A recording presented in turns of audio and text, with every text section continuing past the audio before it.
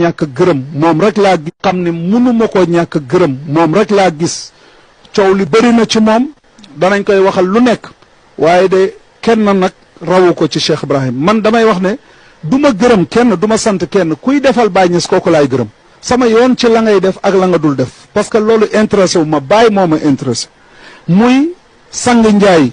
sang Barhama Njaay mi nga xam ne tey amul wax fu ñu koy jëlee di ko sànni waaye lépp luñ oote ci Mawlana Cheikh Ibrahim kenn du ko coo jiitu te loo ko laaj mu yëkkati ko def ko ci Cheikh Ibrahima Niass kon kooku dafa jar a gërëm kooku dafa raw ay maasam parce que li tax may wax ne dafa raw ay maasam mooy bokk na ci am na ñoo xam ne tey su ma doon cité seen tur ay muqaddam lañ woo naa leen wax leen ci liggéey bi waaye ñooñu ñëpp ñu ngi jëriñu ci Cheikh Ibrahima Niass Baye di leen jox lu ñuy am ñu koy jëlee ci taalibe Baye waaye mënuñoo jëriñ Cheikh Ibrahima Niass moom nag moom wan na ne moom mu ngi jëriñ Cheikh Ibrahima Niass moo tax ma koy wax sang Ndiaye maa ngi lay gërëm bu baax yow ak Dora Gueye ci seen liggéey bii ngeen liggéey ci Médina di wax ne taalibe yi ñu ngi jëm suba incha allah ci gàmmuwaat gi nañ yaatal ñun suñu xol yi nañ yaatal suñu kër yi te xam ne gan yi ganu yonent bi sallallahu alayhi wa sallam lañ